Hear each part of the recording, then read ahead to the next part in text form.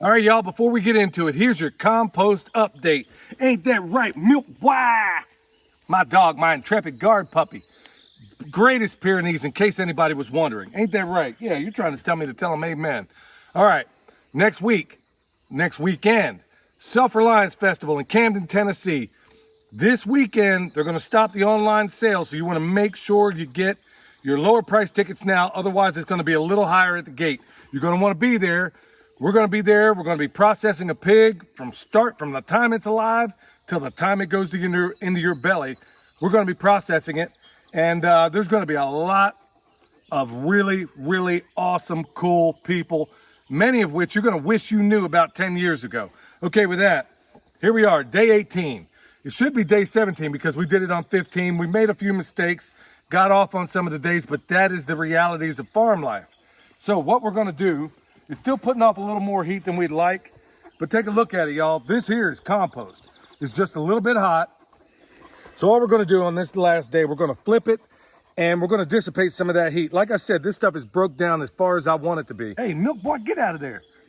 Look, you don't eat compost, okay? Apparently he doesn't know that. All right, so we're gonna put this stuff in a number of different places, but it's really, really woody because that's what was on hand. That's what we're using. We're not getting any outside inputs. We're using what we have. Okay, with that said, we're just gonna stack it up, file it up, and unlike the other days, we're gonna leave the top off because it is gonna be a cloudy day all day today. So we're gonna leave the top off and we're gonna let it dissipate some of that heat. But this is compost, y'all.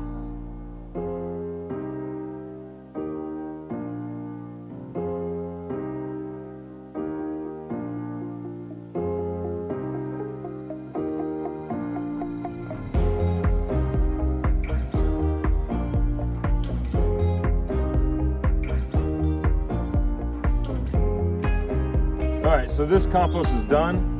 There's wood chips in it, so it's not completely finished compost like you'd use in your garden beds or anything like that.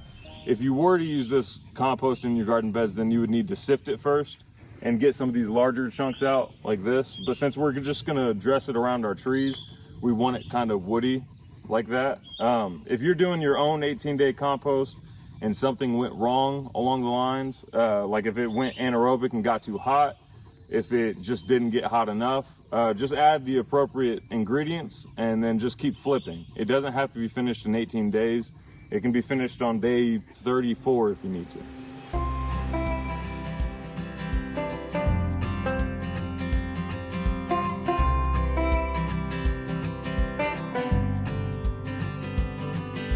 Hey y'all, Billy from Perma Pastures Farm, or as Justin from Metcalf Mills calls it, Comfrey Lane. In fact, he doesn't call this place Perma Pastures Farm. He actually, when he texts me, he says, how's everything going down on Comfrey Lane? Now, there's a reason for that. And folks, this is one of those things. This is comfrey right here. If you don't know, we got a bed of it right here. Of course, this is oregano, and that's going to be split, and we're going to use it down in the food forest. So, look, y'all, as a permaculture designer, it is considered almost sacrilege to claim the awesome benefits of just one thing. And by and large, I agree. But when it comes to something like comfrey, and I'm not saying this because we sell it, I am literally saying that you can't throw a rock anywhere on this farm or anywhere at our other farm in Texas and not hit comfrey. There's a reason for it. And there's also a reason that the same people that have demonized natural cures for some of the pestilence that's going on in this world, and I think you can read between the lines, those are the same interests that tell you that, oh, this stuff, you don't want to mess with it. It's going to kill your animals. It's going to kill you. It's going to screw up your compost. Look, y'all, you can do what you want, and I'm not going to oversell it because it sells itself. It really does. This video today, because so many people have been asking for it, is all about some of the benefits that you can have with this unbelievable medicinal shrub. In fact, by my judgment, the only plant more demonized than comfrey is cannabis, or what you Hooter bandits call weed. Now, we don't grow any of that, but I'm honestly thinking about, I'm hearing some awesome things about what it does down there with the bees. And in fact, every single day you can do with it what you want, but every single day, Michelle and I take CBD oil and that's a whole nother video unto itself. But like I said, the only thing more demonized than this is that. So what we're going to talk about today, and because so many people have been asking ad nauseum, like, hey, you keep talking about this Comfrey and the things you do with it, but give us some real deal examples. Now, let me just say this right off. I can go back and forth. In fact, I would have to do a video like we've done with our compost, with our 18-day compost. I would have to do that in-depth of video to explain the full extent of all the wonderful things and the benefits that you can get out of this wonderful plant. So all we're going to do is give you the highlights of a lot of the things that we do and the things we're doing. Let me just say this before we really get into it. If you want the number one way, and we talked about this in last year, you want the number one way to aggravate these bees, cut down all the Comfrey that is flowering at that time. In fact, do something foolish like we did last year, where all this stuff that's flowering, take it all out and harvest it. And you want to see those bees lose their ever-loving mind? They literally attacked us for almost 2 weeks straight when we took it out, and we didn't do the responsible thing as a permaculture designer. We didn't leave any back for nature. We made that colossal mistake, and good night. My face paid for it because I got the videos to prove it. All right, with that said, it's time to get hopping and popping. And folks, you're going to enjoy a lot of the things you learn in here. Okay, so right now what we're going to do is go through and clear out some of this Comfrey. We're going to take the leaves and just so, because we have sweet potatoes interplanted in here, so we really need to give them space and openness in order to grow. So one thing you can do, we're going to do a couple things with these Comfrey leaves, but one of the things we're going to do is make a strong Comfrey tea. We're going to fill these buckets, these 5-gallon buckets, about halfway up with the leaves, and then we're going to fill the rest with water and cover it and then let it sit for 3 to 6 weeks. That's a long, stronger Comfrey tea. Another thing you can do is a quicker one, which is a little bit weaker, but you just take like a quart of Comfrey leaves and then cover it with a gallon of water, and that's ready in just a few days. I'm gonna tear these leaves up a little bit just so there's more surface area. But we have tomatoes and peppers planted down in the orchard area. We're gonna fertilize those. You could really fertilize any of your annuals, but the ones up here in the raised beds, I don't believe we've added our own compost to them, so I don't think they need any fertilizer. But the ones we planted down in the food forest in the orchard, they need a little extra help, so we're gonna fertilize them with compost or Comfrey tea. To use this Comfrey tea, the weaker version, all you're gonna do is just use it straight, just to water your plants.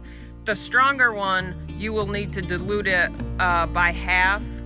So you could use that as just to water your plants, or you could use it as a foliar spray.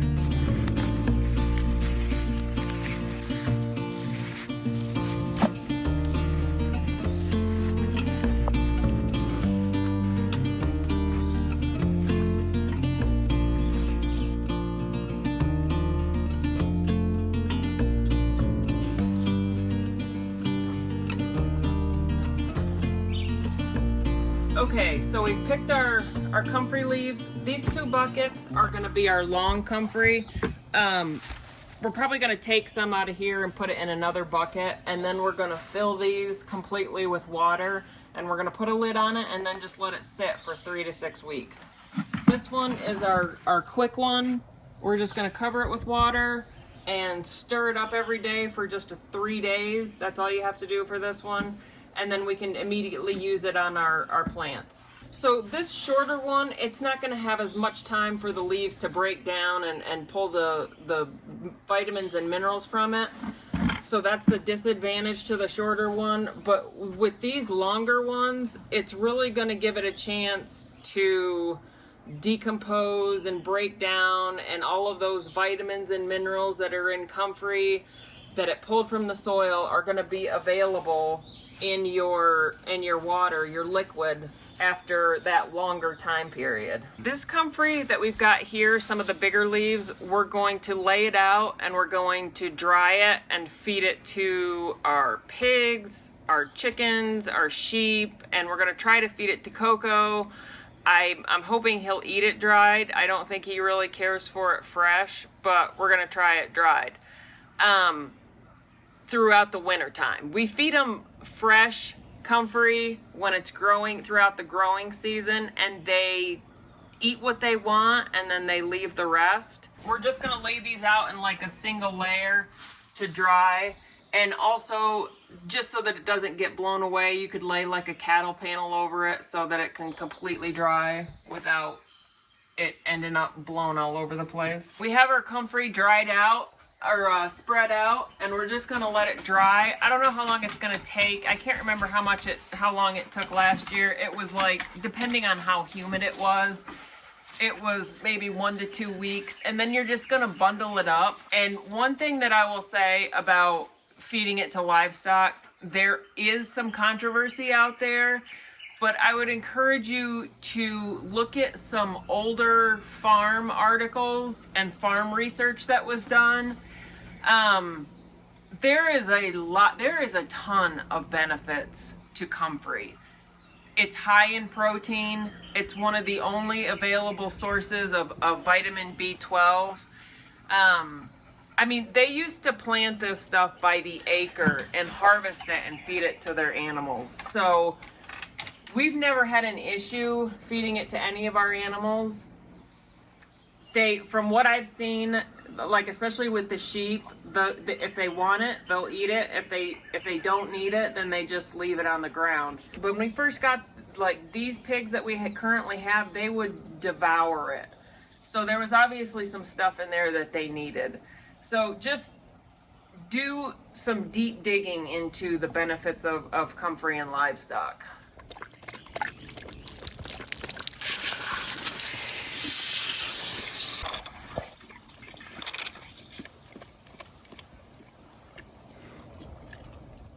All right, so this is another way to dry comfrey. We're just in the greenhouse attached to the barn right now, and I harvested the comfrey in like bundles, just cut it off at the base, tied a string around it, and then hung it up. And it's almost dry. The last thing to dry are these stalks. If I were to lay it down flat and let like even air go through all of it, I'm sure it would dry faster. But it's also hotter in here, so this was kind of an experiment to see how well it would dry. And the leaves themselves are actually pretty dry. They just fall apart whenever you squeeze them together and stuff. But there's an active compound in comfrey called allantoin or allantoin. I'm not entirely sure how to pronounce it. But that compound itself promotes cell growth, which I think is the reason for a lot of the healing properties of comfrey. There was one time when I was working at this steel mill, and I picked up this sheet of rusty metal, and it laid over. Whenever it laid over right here on my arm. And I don't know if you can see it, but it cut from basically right here to over here. And I used comfrey poultice to basically heal the scar. And now it's just this tiny little scar right there. And that's all that left. That's all the scar left. There was another time where I almost cut off my finger carving, which Dad freaked out about. And we used comfrey cream on this finger. And I mean, if you were to just look at my fingers, you wouldn't be able to tell which finger I'd almost cut off, because it was barely a scar, and it healed very, very quickly. Okay, now we're going to pick some comfrey leaves. I'm going to make a salve, which you could use for a variety of different skin conditions. I've used it on the sheep. William has used it on his cuts. You could also use it as a poultice. It's another name for comfrey is knit bone, and because it has the ability to promote the healing of bones. So one way you could do that is you could take some leaves, chop them up, and use it as a poultice on whatever part you're wanting healing.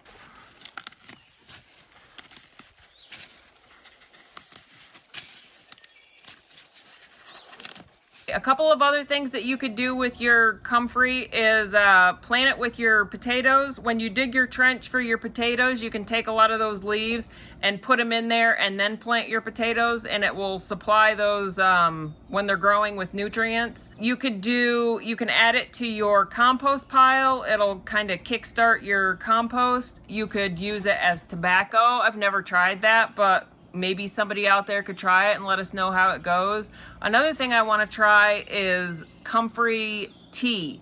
I've heard that it's not the best tasting, but we'll try. I'm gonna try that and let you know how it is. You can also use it as paper. Some people are using it as biofuels. I don't have any experience with that, but that's also an option for you. All right, we're going to go make some comfrey tea, like actually not like compost tea, but stuff to actually drink, because there's some research that was done, and there was a doctor that came out decades ago that talked about how it was a general overall health booster. So we're gonna try it out.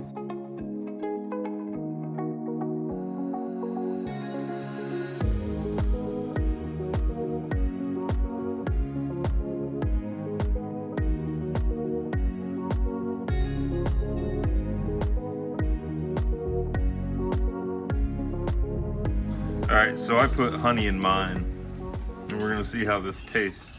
There seems like a weird film on top. It might be from some leftover wax in the honey. I'm hoping that's what it is.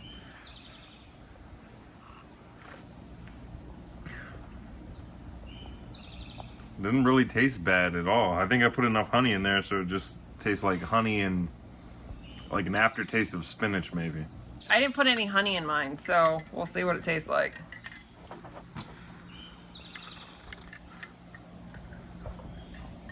Yeah, it doesn't really taste bad. So I'm gonna let it sit for 5 minutes more, and now we're gonna go get Billy and see what he thinks. Okay, I got a mystery batch of Comfrey tea, and Michelle's over there smiling off camera.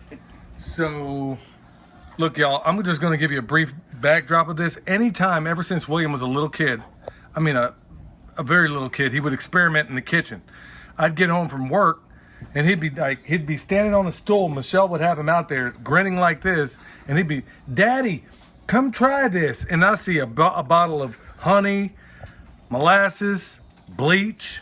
Ain't no telling what was up in that thing. And then I'd sit here and do one of these numbers like, "Yeah, son, wonderful. Don't drink it."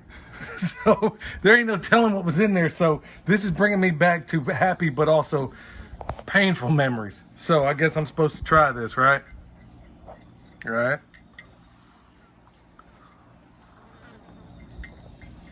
Well, I was cooking barbecue the other day, so my nose ain't working all that great.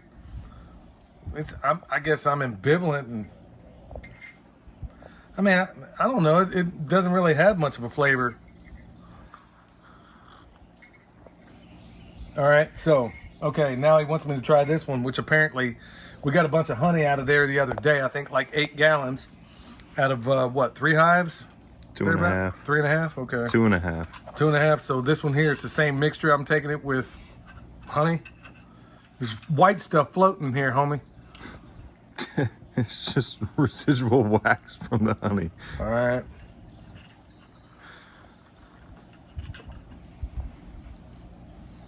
Yeah, it just tastes like water, hot water with honey in it. I don't taste a whole lot. Like I said, I mean, for me, I just got finished making barbecue the other day, and your nose just didn't work right for a couple of days when you've been standing in front of smoke. The double-edged sword of cooking barbecue for your family on Memorial Day. So, well, it tastes good. At least the honey one does. Is there any bleach in there? All right, well, thank God there was no bleach in there. There was no bleach in anything. William mostly, first of all, there was no bleach. William never had bleach in the kitchen. He would mostly take chocolate chips and mix it with some sort of either more sugar and water, or there was never any bleach. Yeah, but at the same time, I'm the only one trying it. And she's back there, so it's like, "Hey, Daddy." I'm like, "Okay, wait, are we paid up on this life insurance? I mean, what's going on around here?" So anyway, look, after having done this, these two both mostly did a lot of this, and I was in there working on some bone sauce. But look, even with the experiment that you see going on, that's another video altogether. I guess Michelle and William, and I guess me also, are realizing that this cannot be done justice in a single video unless this video were at least an hour long. About right? If we covered everything. So it's just going to make more sense to come out with subsequent videos like, how do we do it with the animals? How do we do it with composting? How do we do it with this? Blah, blah, blah, blah, blah, blah, blah. You get it. Medicinal uses and how we do all that. Because honestly, correct me if I'm wrong. We're just hitting the very highlights of what all can be done with Comfrey. I've got 2 books that are inches thick on all of the uses of Comfrey. So this is just the tip of the iceberg. I mean, we really could do probably a video a week for the next year and not even come close now. All the uses. Right. So when you get down to brass tacks, y'all, look, the only reason, because our reputations are on the line here, we're not selling you some snake oil. And frankly, if you don't want to take part of it, or you don't think this stuff works, knock yourself out. Look, in these times, we know that there's a whole lot of shortages coming up, and we better be coming up with pretty clever ways in which to get around a lot of those. So we're providing a snapshot as often as we can of how to do that. In fact, you might see over these videos of, whether it's the guerrilla gardening, whether it's the chicken tractor on steroids, whether it's the instant garden, we're providing you tools, knowing full well in the times we live in, that you can use, that you're going to need in the coming days. I'm not going to belabor that. If you can't see it, then there's nothing I'm going to say right now that's going to make you see it. So look, y'all, we'll pick it up in the next video. That's the plan. So we'll do it from there. But from now, look, if you need Comfrey, we got it at the website. If you need bone sauce, world's best deer repellent. And as a side note, look, hey, y'all, do not write to me sending letters about how I'm responsible for you no longer able to hunt deer off your front porch because your wife sat there and lathered up all the fruit trees in the front yard with it to keep you from hunting on the front porch. Look, that ain't my fault. Take it up with the missus, y'all. I don't know what to tell you on that score. So you're like, yeah, the bone sauce works, man, but you just screwed up I didn't do anything. Take it up with the missus, y'all. And hopefully nobody becomes a statistic in any of all this. Anyway, you need bone sauce. We got it at the website, Comfrey website. You need any of the things we provide down below, whether it's an EMP shield, chicken processing video, you name it. We got it all in that little arrow down below. Apparently, we're on Truth Social and TikTok as well. On Truth Social, it's under Permaculture Pimp Daddy. It's not for the same audience that we have here, because I'm guessing kids and stuff ain't going to be frequenting that. Anyway, we're trying to get into some of these other platforms. William's been experimenting with TikTok, and I guess we're on Instagram as well. So a lot of these things, y'all, I'm a walking Luddite, so a lot of this stuff I know very little about. Trying to learn, but not really, because the other tech experts around here seem to handle all that for me. So, like I said, if you need anything, check us out at the website. Bone sauce, world's best deer repellent, Comfrey, got that at the website. We're going to be having, in the future, a lot more stuff available at the website. Check the list down below. If you need an EMP shield, anything like that, y'all, check it down below. Till next time, this is Billy and the Homestead Honey, aka Michelle, from Perma Pastures Farm, where permaculture is my passion. We'll see you next time.